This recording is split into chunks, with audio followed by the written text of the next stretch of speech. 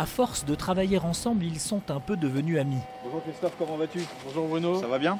Très bien. Bruno Waterloo est directeur territorial chez GRDF, Gaz Réseau Distribution France, le principal opérateur de distribution de gaz naturel en France. Christophe Évrard est chargé du développement chez Agriopal, un groupe d'agriculteurs qui s'est spécialisé depuis près de 20 ans dans la valorisation de la biomasse. Après le compost et le bois énergie, l'entreprise s'est lancée dans le biométhane.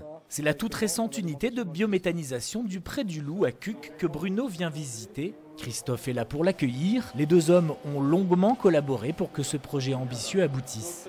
Depuis juillet 2015, Agriopal produit du biométhane ici, à partir de résidus organiques locaux. GRDF injecte donc dans son réseau l'équivalent de la consommation annuelle de 1000 foyers. GRDF est un partenaire incontournable dans le développement d'un projet biométhane, puisque en amont, c'est eux qui vont nous réaliser une étude qui nous permettra d'avoir la garantie d'injecter notre biométhane dans le réseau pendant la durée des 15 ans de notre contrat d'achat.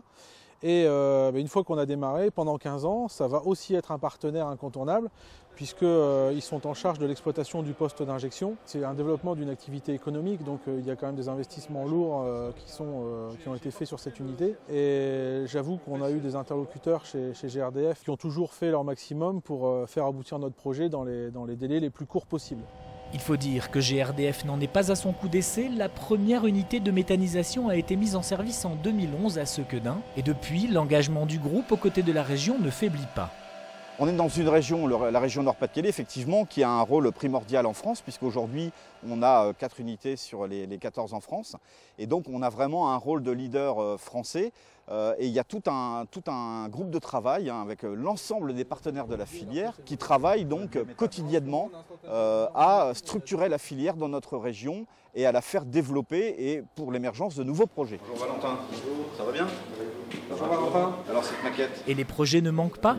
Au lycée Saint-Joseph de Saint-Martin-Boulogne, les étudiants en BTS Assistance Technique Ingénieur ont conçu une maquette de l'unité de méthanisation du Pré du Loup. Pour GRDF et Agriopal, c'est un excellent outil de vulgarisation à destination du grand public. Pour les étudiants, comme Valentin, qui s'est particulièrement impliqué dans le projet, c'est tout simplement l'avenir.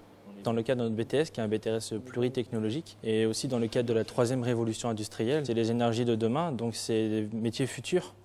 Donc s'intéresser à la biométhanisation, c'est aussi s'intéresser à son futur métier, aux nouveaux métiers qui vont apparaître. Et du travail dans la filière, il y en aura. La région ambitionne de devenir leader européen du biométhane injecté.